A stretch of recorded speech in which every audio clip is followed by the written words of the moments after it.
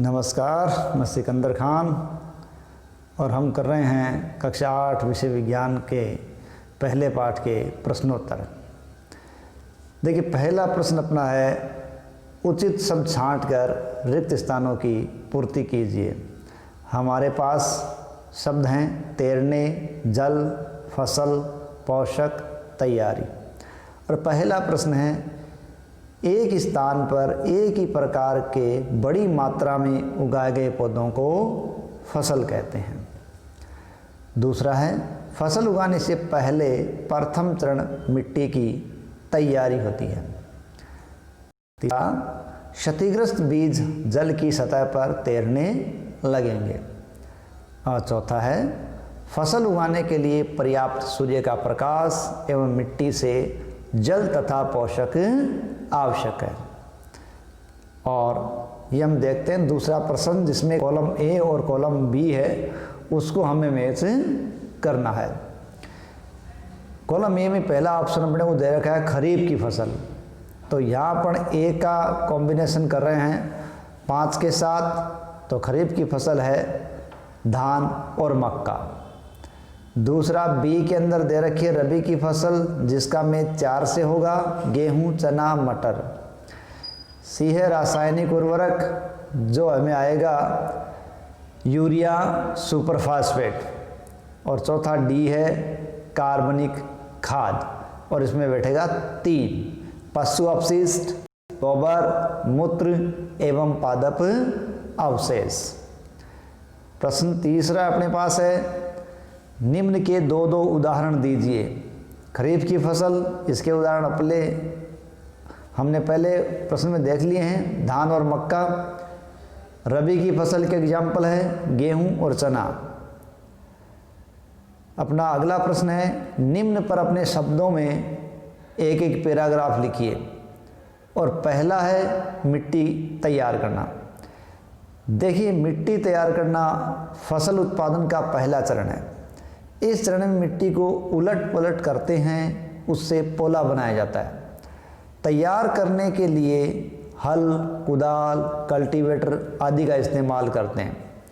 मिट्टी पोली होने से उसमें पौधे की जड़ें आसानी से गहराई तक जा सकती है, जिससे उन्हें श्वसन करने में आसानी होती है।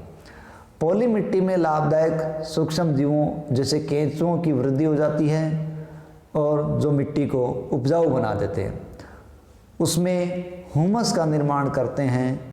मिट्टी पलटने से पोषक पदार्थ ऊपर आ जाते हैं, जिससे पैदावार अच्छी होती है। मिट्टी तैयार करने के लिए हल, कुदाल, कल्टीवेटर आदि का इस्तेमाल किया जाता है। दूसरा अपना प्रश्न या टिप्पणी के रूप में है बुआई। तो मिट्टी तैयार करने के बाद खेत में बीज बोए जाते हैं। ये क्रिया बुआई कहलाती है। बीज बोने से पहले क्या करते हैं, अच्छे बीजों का चयन करते हैं। इसके लिए बीजों को पानी के एक बड़े पात्र में डाल देते हैं, जिससे खराब बीज ऊपर आ जाएंगे, तैरने लग जाएंगे, क्योंकि वो क्षतिग्रस्त होंगे। इसलिए उनको निकाल कर बाहर कर देंगे। जो स्वस्थ बीज होंगे, अच्छे होंगे, वो नीचे बैठ जाएंगे और उनको बोने के काम लिया जाता है। बीजों को उचित दूरी और गहराई पर बोया जाता है, ताकि पौधों को पर्याप्त हवा, प्रकाश, खनिज लवण, पानी आदि मिल सके। बुआई के लिए कीपनुमा परंपरागत औजार तथा सीड ड्रिल का इस्तेमाल किया जाता है। ठीक है। और नेक्स्ट है अपने पास निराई। ठीक है। फसल से खरपतवार हटाने की क्रिया को निराई कहा जाता है, और निराई करना जरूरी है। अन्यथा खरपतवार जल, पोषक तत्वों का ग्रहण कर लेती है, और ये फसल से पहले ग्रहण कर लेती है, जिससे फसल को पर्याप्त पोषक नहीं मिल पाते, जिसके कारण फसल उगाने से पहले भी हम क्या करते हैं, मिट्टी तैयार करते हैं। उस वक्त भी कुछ खरपतवार धूप से मर जाते हैं और मिट्टी में मिल जाते हैं। ठीक है। खरपतवार हटाने का सही समय फूल और बीज बनने से पहले का समय होता है। खरपतवार को हाथ और खुरपी से हटाया जा सकता है। इसके लिए खरपतवारनाशी है 2,4-D, इसका इस्तेमाल भी करते हैं, लेकिन ध्यान रहे खरपतवारनाशियों का इस्तेमाल सावधानीपूर्वक करना चाहिए। चौथा अपना पास है थ्रेसिंग। ठीक है, तो थ्रेसिंग क्या है? फसल काटने के बाद बीजों को या दानों को भूसे से अलग किया जाता है, इस क्रिया को थ्रेसिंग कहा जाता है। थ्रेसिंग अलग अलग तरीके से करते हैं। छोटे खेत वाले किसान अनाज के दानों को फटक कर अलग करते हैं, इस क्रिया को विनोइंग कहते हैं। और बड़े खेत वाले किसान कंबाइन मशीन का प्रयोग करके थ्रेसिंग की क्रिया करते हैं। अगला अपना प्रश्न है, स्पष्ट कीजिए कि उर्वरक खाद से किस प्रकार भिन्न है। देखिए, उर्वरक एक अकार्बनिक लवण है, जबकि खाद एक कार्बनिक पदार्थ है तथा प्राकृतिक है, जो गोबर, मानव अवशिष्ट और पौधों के अवशेषों से विघटन से प्राप्त होती है, अर्थात ये जैविक है। उर्वरक का उत्पादन कारखानों और फैक्ट्रियों में किया जाता है, खाद का उत्पादन खेतों में किया जाता है। उर्वरक में पोषक प्रचुर मात्रा में होते हैं, खाद में पोषक कम मात्रा में होते हैं। उर्वरक मिट्टी को हुमस नहीं देते, जबकि खाद से मिट्टी को अधिक मात्रा में हुमस प्राप्त होती है। उर्वरक पानी में घुलनशील होने के कारण शीघ्र ही अवशोषित हो जाते हैं, लेकिन खाद पानी में अघुलनशील है, इसलिए शीघ्र अवशोषित नहीं होती, ये अवशोषित होने में समय लेती है।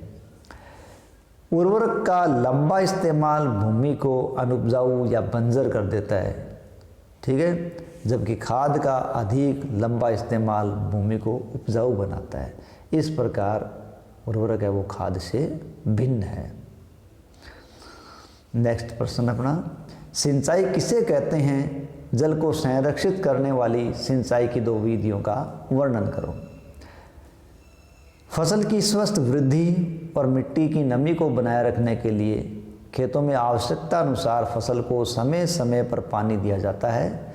फसल को यह पानी देना सिंचाई कहलाता है। जल को संरक्षित करने की 2 विधियां हैं जो निम्न हैं। पहली है छिड़काव तंत्र, ठीक है। इस विधि का इस्तेमाल असमतल भूमि के लिए किया जाता है जहां पर जल कम मात्रा में हो। छिड़काव तंत्र में जल एक मुख्य पाइप में भेजा जाता है।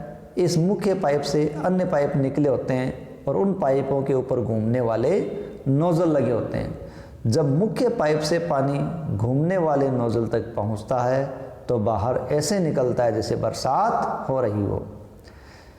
इस प्रकार यह विधि छिड़काव विधि कहलाती है।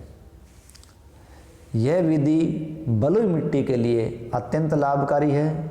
इस विधि में पानी व्यर्थ नहीं जाता। दूसरी विधि है ड्रिप तंत्र। इस विधि में जल बूंद बूंद करके पौधों की जड़ों में रिसता है और बिल्कुल भी बेकार नहीं जाता। यह विधि उन क्षेत्रों के लिए अधिक लाभकारी या वरदान है जहां पानी बहुत ही कम मात्रा में है। यह विधि फलदार पौधों को पानी देने का सबसे आसान तरीका है, सबसे बढ़िया तरीका है। और ड्रिप तंत्र मुख्य रूप से समतल भूमि पर काम आने वाली विधि है। और 7वां क्वेश्चन अपना है, यदि गेहूं खरीफ ऋतु में उगाया जाए तो क्या होगा? देखें, हम ऊपर देख चुके हैं कि गेहूं रबी की फसल है। गेहूं एक रबी की फसल है जो शीत ऋतु में उगाया जाता है। खरीफ की फसल जून से सितंबर के मध्य में होती है और ये समय बरसात का होता है जिसमें काफ़ी मात्रा में बरसात होती है। और यदि इस समय गेहूं उगा दिया जाए तो गेहूं के पौधे अधिक मात्रा में पानी मिलने की वजह से सड़ जाएंगे, खराब और फसल बर्बाद हो जाएगी, क्योंकि गेहूं को अधिक पानी की आवश्यकता नहीं होती। अतः गेहूं को खरीफ की ऋतु में नहीं उगाया जा सकता। ठीक है। 8वां प्रश्न, खेत में लगातार फसल उगाने से मिट्टी पर क्या प्रभाव पड़ता है? व्याख्या कीजिए। देखिए, खेत में लगातार फसल लगाई जाए तो मिट्टी में कुछ विशेष पोषक तत्वों की कमी हो जाएगी, जिससे मिट्टी की उपजाऊ क्षमता कम हो जाती है। इसलिए खेत में लगातार फसल नहीं लगानी चाहिए और खेतों को कुछ समय के लिए खाली छोड़ देना चाहिए। इसका दूसरा तरीका है फसल चक्र।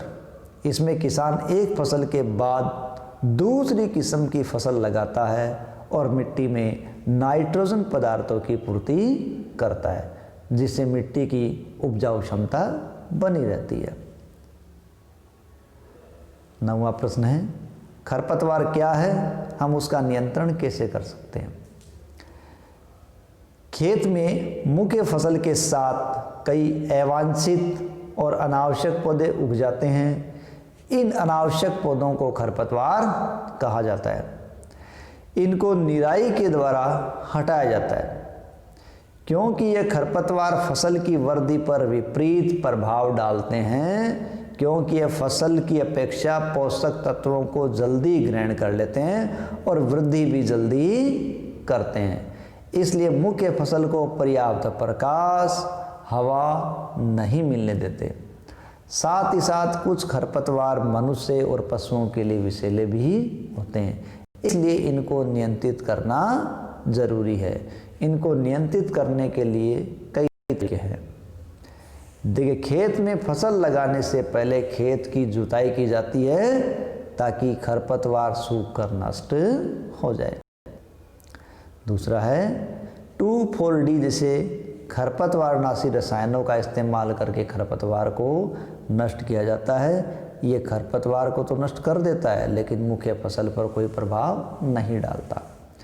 तीसरा है, खरपतवार हटाने का सही समय फूल और बीज बनने से पहले का होता है।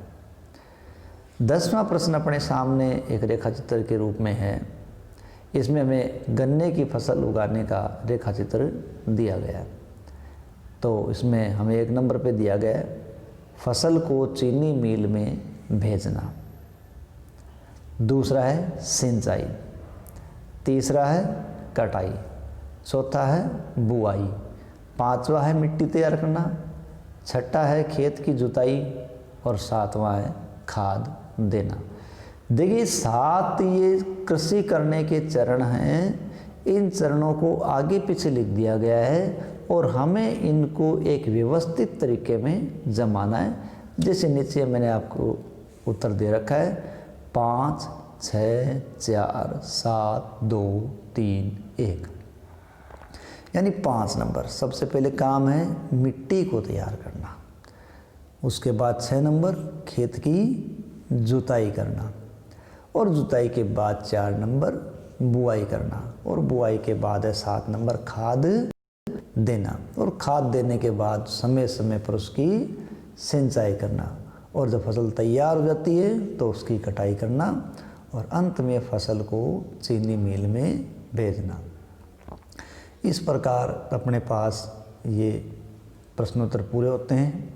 करते समय आप ध्यान रखें, स्क्रीनशॉट लेते रहें और करते रहें। धन्यवाद।